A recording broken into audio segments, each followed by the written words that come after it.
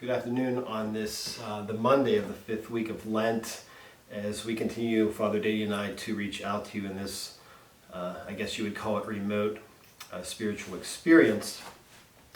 And today, if you follow the lectionary, you'll know that it's a story of the woman caught in adultery who's brought before Jesus Christ as they attempt to trap Jesus in his teaching versus the teaching of the law, and this ongoing desire to trap who Jesus is and what he's talking about as the plot thickens and they eventually try to kill him.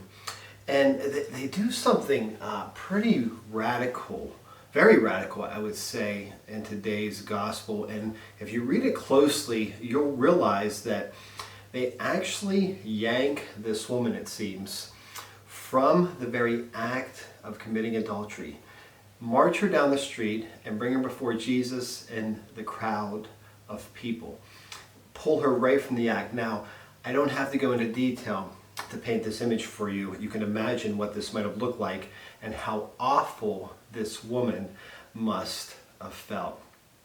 And while this is an attempt, as I said before, to trap Jesus, I think that there's another lens through which we can look at this gospel.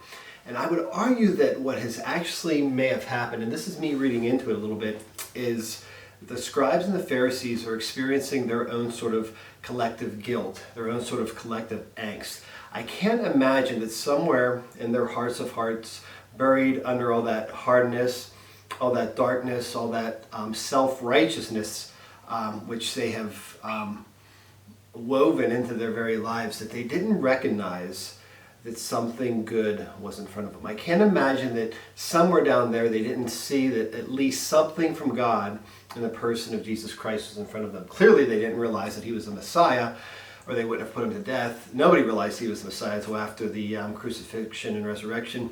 But I can't imagine they didn't acknowledge that something good was standing in front of them.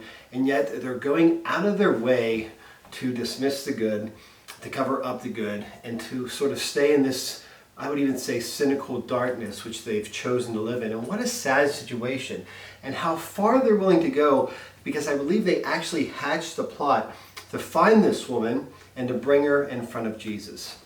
And is it any surprise that when they do this, Jesus' first reaction is to kneel down and begin to write in the dirt? Now, we don't know what he actually writes in the dirt, but I would at least suggest that when they first bring this woman in front of him, he kneels and looks down, because he's sort of saying that I refuse to even acknowledge how horrible this situation is. I refuse to acknowledge this situation because of how perverse it actually is. So I'm not even going to look at her or at you right now, probably out of respect for her to some degree also.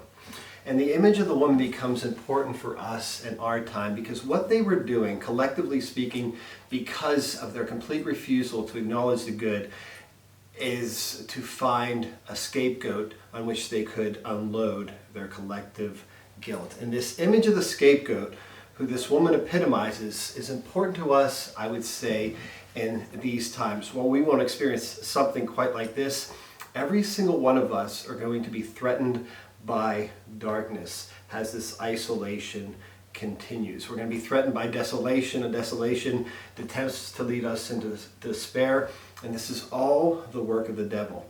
And as this happens, if we're not careful and we do slip into some of our own shame, some of our own collective guilt, into some of our own darkness, we too will begin to look for scapegoats.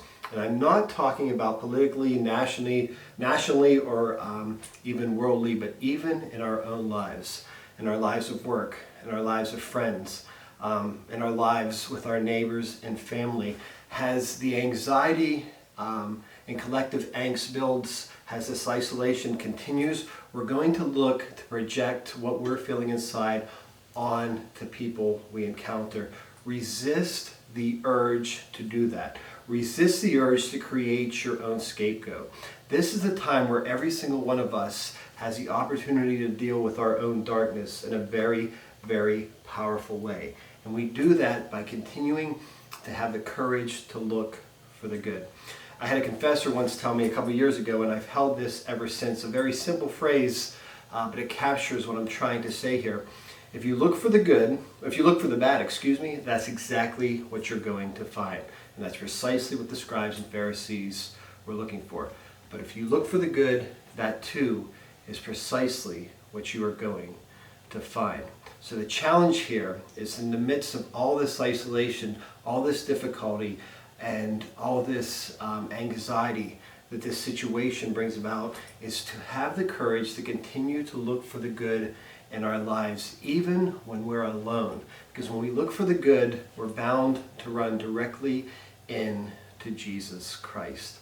So refuse to fall into that darkness. Refuse to look for the bad. Acknowledge the times we're in, absolutely, and accept how difficult and challenging they are, but don't give in to them, and don't project your own angst onto the next person, because we can actually begin to damage each other. Continue to look for the good, have the courage to do so, and then finally Jesus will approach you and I, just like he did the woman, and he will set us free.